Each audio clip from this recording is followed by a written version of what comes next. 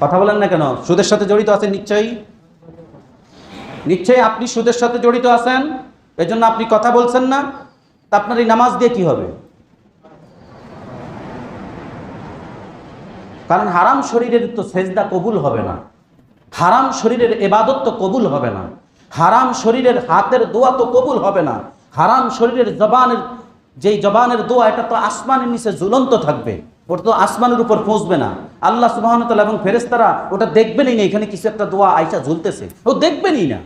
যখন কাফেরেরা আপনি যে আল্লাহর প্রেরিত রাসূল, এই রাসূল হিসাবে আপনাকে স্বীকৃতি না দিয়ে অস্বীকারীরা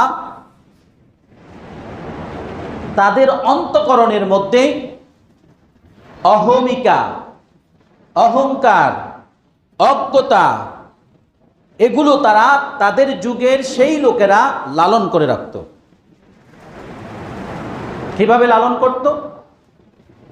এই আয়াতে কারিমার আলোকে তাফসীরে লক্ষ্য করা যায়। সূরা আল ফাতাহ 26 নম্বর আয়াতের আগেই 23, 24, 25 নম্বর আয়াতে হুদাইবিয়ার সন্ধির ব্যাপারে আলোচনা করা হয়েছে। 26 নম্বর আয়াতে এসে তাদেরকে জাহেল বলে আখ্যায়িত করা হয়েছে। কেন তারা হুদাইবিয়ার সন্ধির প্রাক্কালে কি ঘটেছিল? মুহাম্মদুর রাসূলুল্লাহ সাল্লাল্লাহু আলাইহি সাল্লাম মক্কায় কাবা জিয়ারত করার জন্য এসেছিল, কাবা তাওয়াফ করার জন্য এসেছিল, উমরা পালন করার জন্য এসেছিল। হুদাইবিয়া নামক স্থানে তাদেরকে থামিয়ে দেওয়া হলো এবং কাফেরদের একটি দল সেখানে প্রেরণ করার পর বললেন যে আপনারা মক্কায় প্রবেশ করতে পারবেন না, মক্কায় প্রবেশ করতে পারবেন না। তাদেরকে মুহাম্মদ সাল্লাল্লাহু আলাইহি ওয়াসাল্লাম এবং সাহাবায়ে কিরামকে মক্কায় প্রবেশ করতে দেওয়া হলো না। ওমর রাদিয়াল্লাহু তাআলা সহকারে আরো বীরত্বপূর্ণ সাহাবীরা খালিদ বিন ওয়ালিদ তারা বলেন, ইয়া রাসূলুল্লাহ আমরা কি তাহলে তাদের সাথে যুদ্ধ করব? আল্লাহ রাসূল বললেন না। কতক সাহাবী বলল, ইয়া রাসূলুল্লাহ আপনি যুদ্ধ করার অনুমতি দিন। আল্লাহ রাসূল অনুমতি দেন নাই। কিন্তু সেখানেই হুদাইবিয়া নামক স্থানে যখন তাবু স্থাপন করলেন, মক্কার লোকেরা যখন দেখলেন যে তারা এখান থেকে যাচ্ছে না, তারা কিছুটা ভীত সন্ত্রস্ত হলো, না জানি তাদের উপর আক্রমণ করা হয় কিনা। সেই জন্য মক্কার এই আবু জেহেলের নেতৃত্বে কিছু সংখ্যক লোক মুহাম্মদ সাল্লাল্লাহু আলাইহি সাল্লামের সাথে সন্ধি স্থাপন করলো। সেখান থেকেই হুদাইবিয়ার সন্ধি কি হলো? নামকরণ হলো। কিন্তু আবু জেহেল সহকারে এরা মুহাম্মদ সাল্লাল্লাহু আলাইহি সাল্লামকে মক্কায় প্রবেশ করতে দেয়নি, কেননা মক্কার কুরাইশরা তখন বলেছিল কুসাইদের হাতে যদি পতাকা থাকে, পতাকা বুঝে নিয়েন, আমি বলছি পরবর্তীতে, পতাকা মানে হলো নেতৃত্ব। কুসাইদের হাতে যদি পতাকা থাকে, তাদের হাতেই যদি কাবার পানি বন্টনের দায়িত্ব থাকে, তাদের কাছেই যদি কাবাগর রক্ষণাবেক্ষণ নিরাপত্তার সিকিউরিটি তাদের হাতেই থাকে এবং তাদের হাতেই যদি নবুয়ত থাকে, তাহলে তো কুরাইশদের হাতে কিছুই থাকবে না। তারাই আশঙ্কা করলো। এরপর কিছু সংখ্যক কুরাইশ বলল এদেরকে মক্কায় প্রবেশ করতে, মুহাম্মদ এবং তার অনুসারীদেরকে মক্কায় প্রবেশ করতে দেওয়া যাবে না। তাফসীরে মাজহারিতে রয়েছে এদেরকে মক্কায় প্রবেশ করতে দেওয়া যাবে না, কারণ আল্লাহ সুবহানাহু ওয়া তাআলা আজ বলছেন ফি কুলুবিহিম, তাদের কলবের মধ্যে হামিয়াতাল জাহিলিয়া, তাদের অন্তঃকরণের মধ্যে অহংকার আর অজ্ঞতা তারা লালন করতেছিল।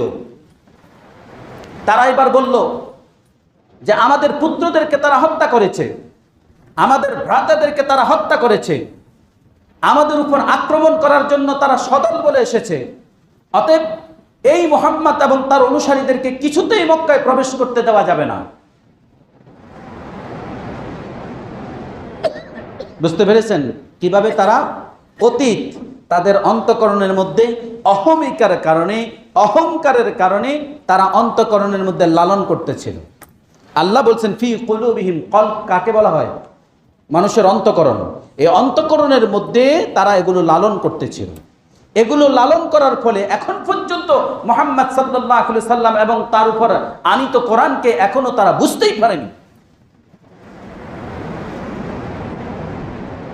তাহলে তারা সেই অহংকার লালন করলো, অজ্ঞতার মধ্যে তারা ডুবে রইল, সর্বশেষ তারা নিজেদেরকে কুফরির পরিচয় দিল যে আমরা মুহাম্মদ সাল্লাল্লাহু আলাইহি সাল্লামকে বিশ্বাস করি না। এমনকি শুধু তারা সেখানেই থেমে থাকেনি, যখন হুদায়বিয়ার সন্ধির উপরে লেখা ছিল বিসমিল্লাহির রহমানির রহিম, তারা সেটাকে মুছে ফেলার জন্য নির্দেশ দিল, না আমরা এটা মানি না। এবং হুদায়বিয়ার সন্ধির শুরুতেই যখন লেখা ছিল আল্লাহর রাসূল মুহাম্মদ, তারা সেটাও মানে নাই, বলছে এটা মুছে ফেলতে হবে।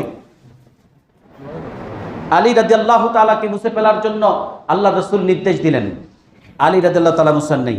আলীকে মুহাম্মদ সাল্লাল্লাহু আলাইহি ওয়াসাল্লাম বলেছেন, আলী কোন জায়গায়, আলী কোন জায়গায় আমাকে দেখিয়ে দাও।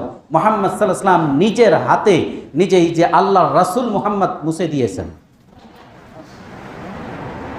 কারণ আলী মুছতে পারে নাই, কারণ আমি আল্লাহর রাসূল মুহাম্মদ স্বীকার করেছি, অতএব আমার হাতে আমি আল্লাহর রাসূল মুহাম্মদ এটা মুছে ফেলতে পারবো না, তাই আলী এই দুঃসাহস দেখায়নি এবং করেনি।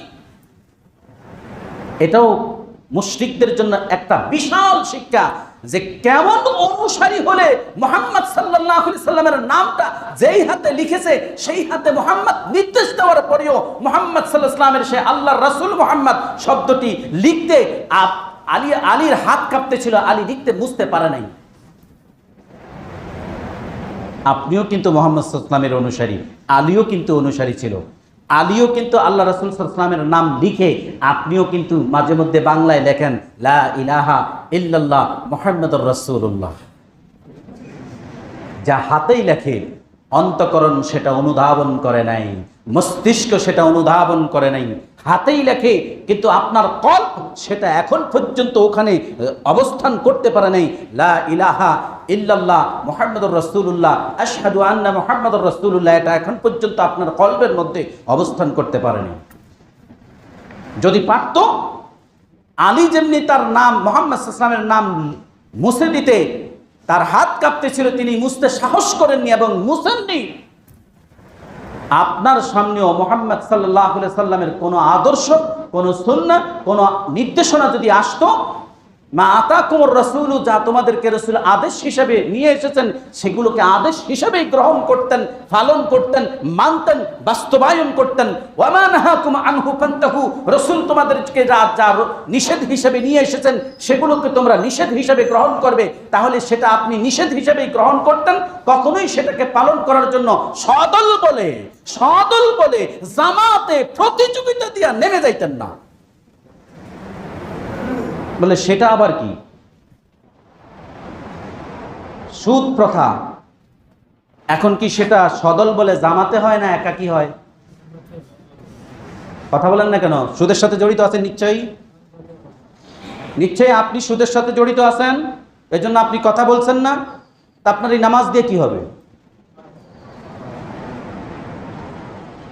কারণ হারাম শরীরের তো সেজদা কবুল হবে না, হারাম শরীরের ইবাদত তো কবুল হবে না, হারাম শরীরের হাতের দোয়া তো কবুল হবে না, হারাম শরীরের জবানের দোয়া এটা তো আসমানের নিচে ঝুলন্ত থাকবে, ওটা তো আসমানের উপর পৌঁছবে না। আল্লাহ সুবহানাহু ওয়া তাআলা এবং ফেরেশতারা ওটা দেখবেনই না এখানে কিছু একটা দোয়া আইসা ঝুলতেছে, ও দেখবেনই না। ঘুষ সেটা কি মুহাম্মদ সাল্লাল্লাহু আলাইহি ওয়াসাল্লাম আপনাকে কোনো অ্যাঙ্গেলে আদেশ করেছেন খাওয়ার জন্য? অপরের সম্পদ আত্মসাৎ করা, বোনের সম্পদ না দেওয়া, ভাইয়ের সম্পদ বুঝিয়ে না দেওয়া, এগুলো কি মুহাম্মদ সাল্লাল্লাহু আলাইহি ওয়াসাল্লাম করেছেন? তার সাহাবীরা করেছেন? আপনি কিভাবে করেন? তাহলে আপনি যদি করেন, আপনি কোন দিক থেকে মুহাম্মদ সাল্লাল্লাহু আলাইহি ওয়াসাল্লামের উম্মাহ? আপনি কোন অ্যাঙ্গেল থেকে মুহাম্মদ সাল্লাল্লাহু আলাইহি ওয়াসাল্লামের অনুসারী বলুন? তাহলে আবু জেহেল এবং তার অনুসারীদের সাথে আপনার আর তাদের মধ্যে কোনো পার্থক্য নাই।